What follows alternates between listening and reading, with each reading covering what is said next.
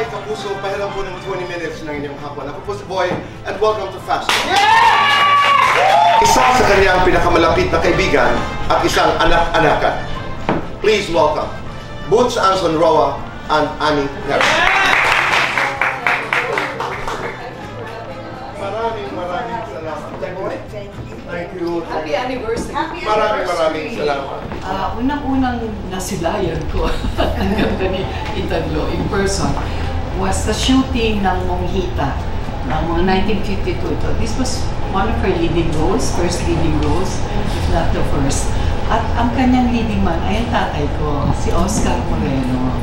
What was your reaction when you saw her? Mesmerized kasi hindi lang maganda pero makita mo na galing sa loob. Galing sa loob. As we did, so Then when I saw her, medyo madilim ang Casa Marcos eh. Pero kita mo yung radiance ni Tita Glo, yung liwanag at aliwalas ng mukha niya na wala kang mag-feel sa kanya na nayaba na ako si Miss Gloria Romero. Wala siyang ganon. Hi, I'm Annie. Ganyan siya. At Amelia, gano'n. A couple of years back, gumawa kami ng isang commercial. Print ito. Wellness product. Nagulat ako kay Tita Glo kasi game na game pala siya. Naka-rugged ng pareho kaming out of the box ang characterization. And she was so game. Tapos meron kami mga yoga poses na hindi ako makaagwanta sa yoga pose. Pero siya, kayang-kaya niya. And she's 10 years older than me, di ba? So nagulat ako, tsaka napaka-professional up to that time. And then, walang reklamo, kahit napuyat, wala talagang reklamo. Out of nowhere, wala naman akong background sa acting and everything. Here comes Tita Glo. Pag tinawag na yan, mag-throw lines na. Pag kami lahat may hawak pang script, Tito Boy, babasahin namin yung mga linya namin, ganyan. Gloria Romero, nakaganyan lang. Tapos titignan ka lang niya. Pag narinig niyang nasabi mo na yung linya mo, na last line mo, at magsasalita na siya, sasagot siya. Tapos, minsan hindi pa yung sasagot. Nakalimutan mo yung linya mo na.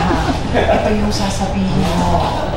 Alam niya! Hihintayin pa niya minsan yung buntutin mo yung period, ganyan.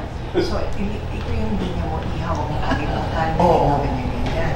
Hanggang sa ang tagal na, tumatagal na, yung mga boys hindi naman nagbabasa ng script. Sabi ni Tita Glo, ano ba ito, Amelia, mga kasama natin? Hindi nagbabasa ng script. Ganyan. What was that beauty like? For Tita Glo, siguro. What was that beauty like? Siguro facially, talagang perfect yung beauty niya. Whether you take the face as a whole or you take it feature by feature. Maganda talaga. Maganda talaga. Yeah. Oo. Pero para sa akin, it was because of her interior life. It was the inner glow that radiated. Halimbawa lamang, nabigyan tayo ng pagkakataon. If you were to write the epitaph for Tita Glo, how would it go? Gloria Romero.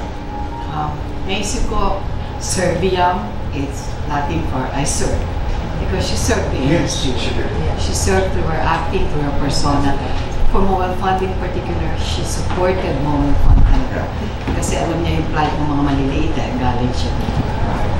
Amelia, ikaw, anong sasabihin? Pagiging loving niya talaga. Loving and being kind niya to everyone. She loved, she was kind. Yeah. Yun talaga siya eh. Yung wala kang maririnig sa kanya talagang masakit na salita or masamang salita. Beautiful human being. Oo, nagjo-joke lang siya pero yeah. That's the right one. Beautiful human being. Maraming salamat, Mary. Thank you. Boots, maraming salamat. Thank you.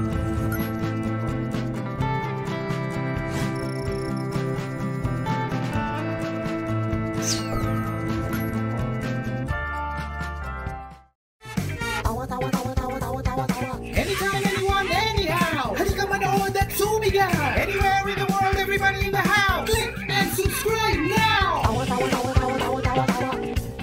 You know. Click and subscribe now.